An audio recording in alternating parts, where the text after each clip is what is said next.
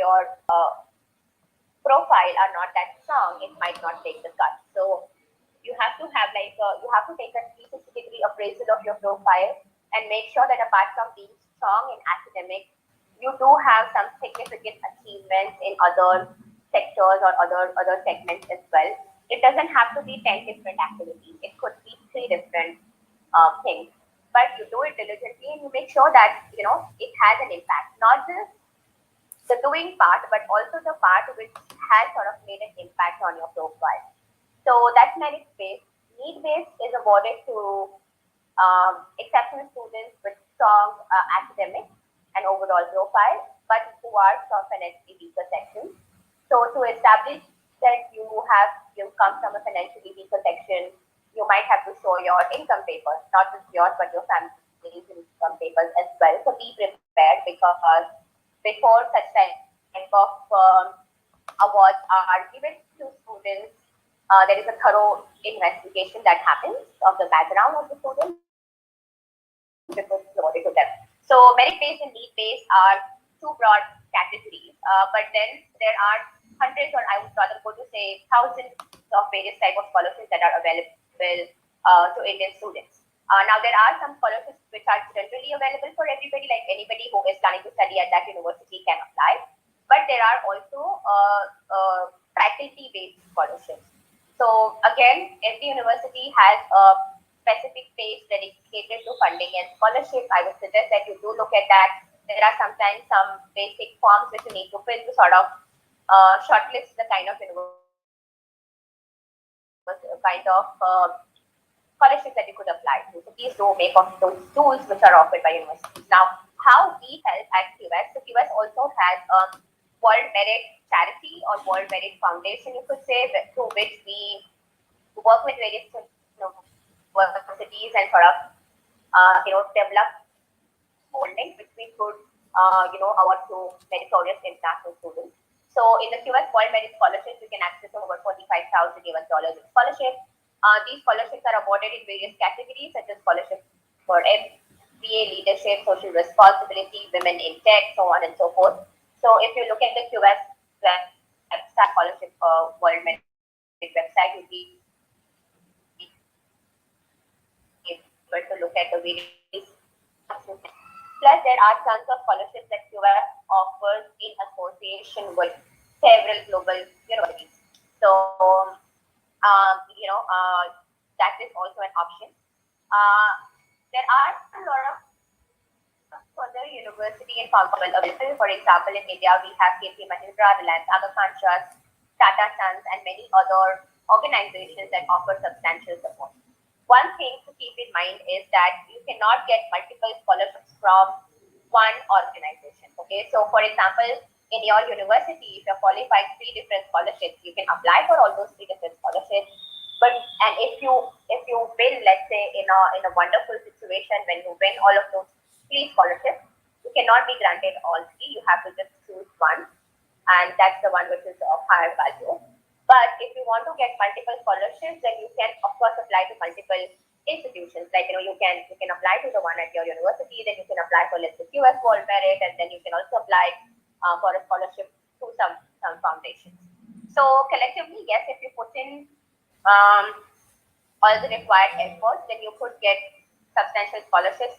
In my career of speaking to students, I have seen so many students getting 50%, 100% scholarship, multiple scholarship offers from multiple universities.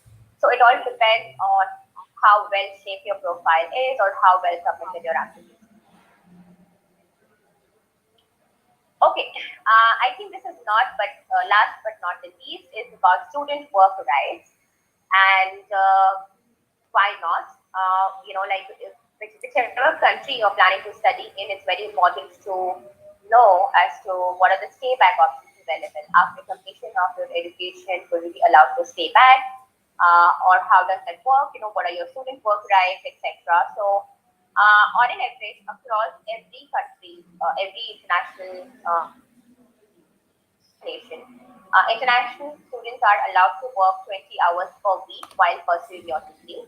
And then during the declared vacations between the semesters. right? So, part-time job is important for several reasons. First is that it helps you get acquainted with the local work environment. It gives you some sort of international exposure. Like, for example, if you are studying in Germany or US, the working culture might be a lot different from what it is in India. So, a part-time job helps you give that to build connections. It helps you to add something to your CV, which is local, and most importantly, it also helps you with some income, which which could help you support your living expenses to some extent. I do not advise that you depend on your part-time income to fund your tuition fees as well. It's not really advised, and it is unfeasible. Like it's not really feasible because you will really stress yourself if you're trying to do that. So I've seen a lot of students who are trying to do that, and then academics really suffers. So please do not. Yes, you can make use of the part-time work rights to support your living expenses, but make sufficient arrangement for your tuition fees before you apply.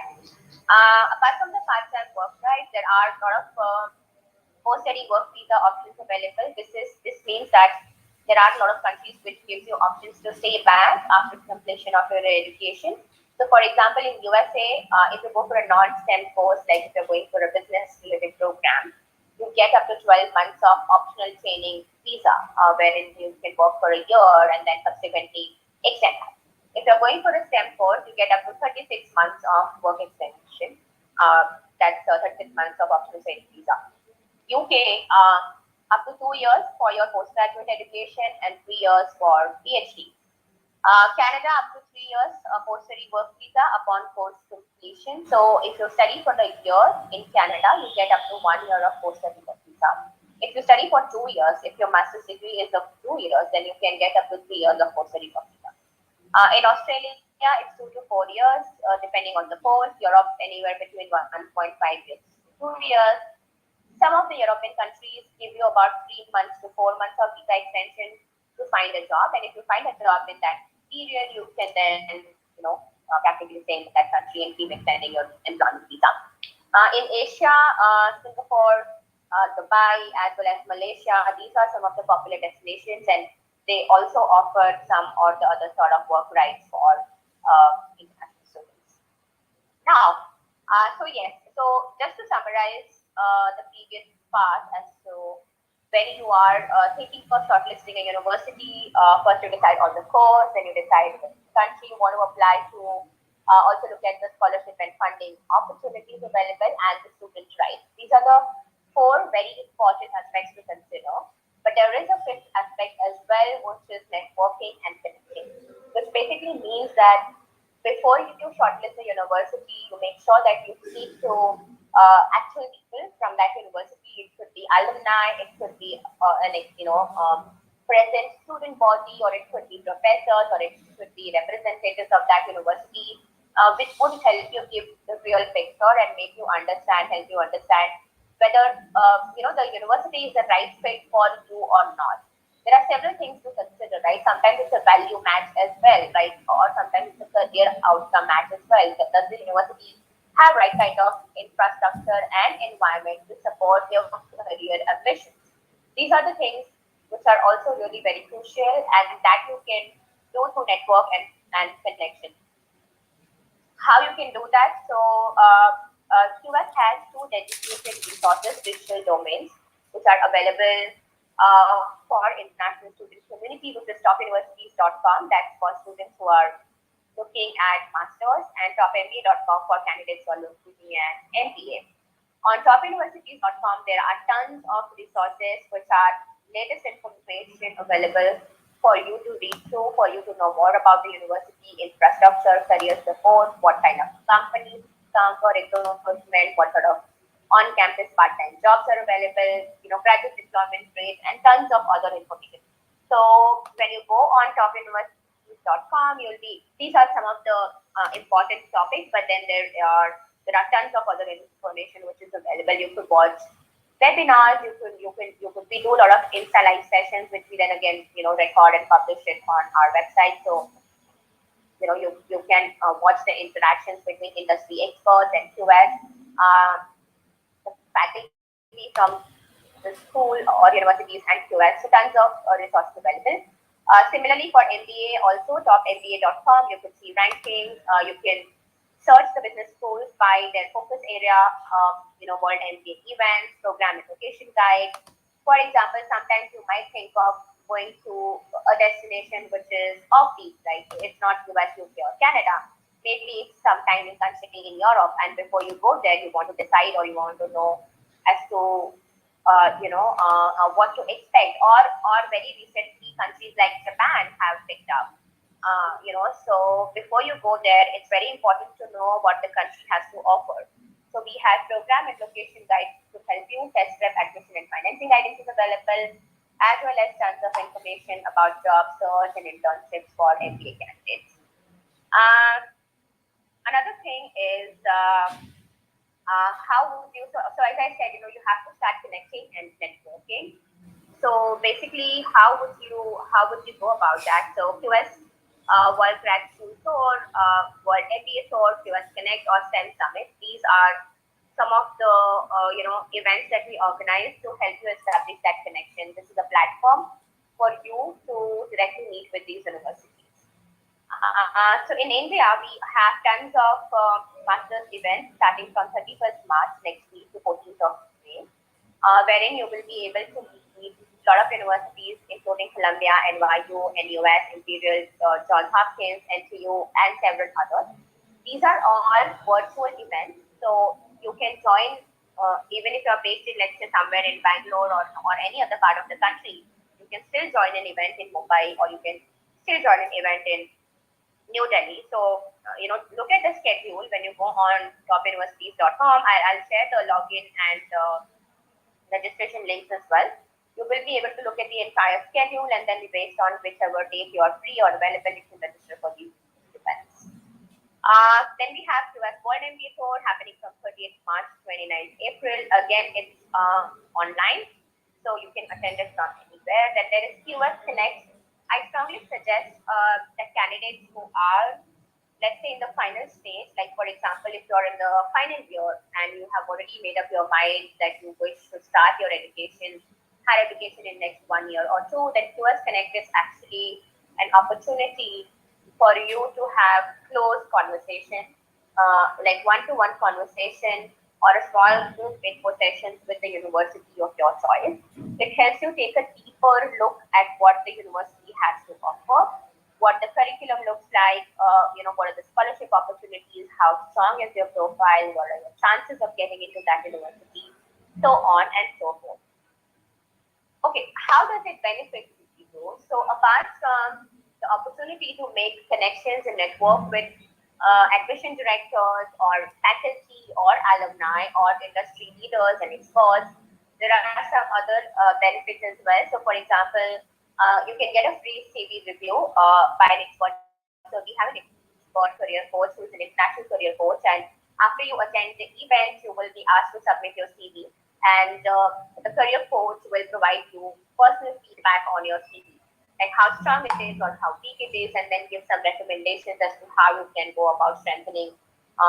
So this service can cost anywhere between 3,000 to 5,000 Indian rupees. But when you join the QS events, you get this absolutely free. It's covered by us, so you just have to submit your CV to get that evaluation done. Additionally, you have a chance to apply for the scholarships, which I mentioned, the $45,000 and various other QS scholarships. And you can also win Amazon vouchers worth INR 500 and INR 700. Once you register for these events, you will be receiving more information as to how you can go about making use of these benefits. So yeah, apart from meeting the schools, there are tons of other things which you could do. So I would encourage all of you to, register for these events and meet as many universities as possible. Take a closer look at your future university and what it could do for your career. So that is all from my side. If you have any questions, we are open for questions. I will be happy to help you. Or if you don't have any question at the moment, you can definitely connect with me post. If you want to have a on one, you can definitely connect with me post this conversation. So I would be happy to assist you.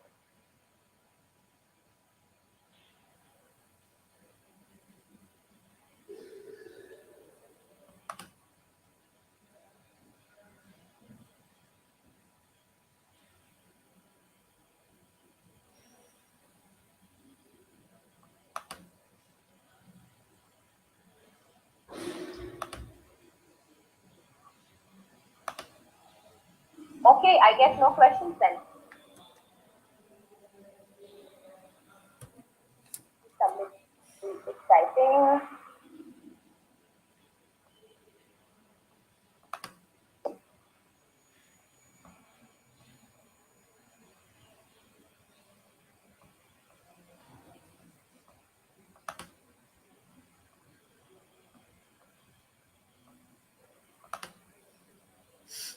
Thanks a lot, ma'am. Thank you so much for Okay. you know All right. Thank you so much. organizing this Thanks webinar, everyone ma'am. for joining. See you at the event. Bye. Yes, ma'am.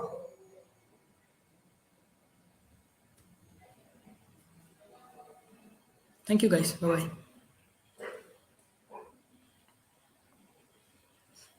So you can attend the meetings if you want the Amazon vouchers and all those things, and also you can interact one on one with universities.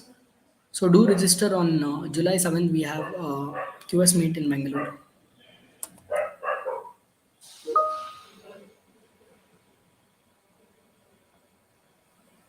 Yeah, guys. Thank you.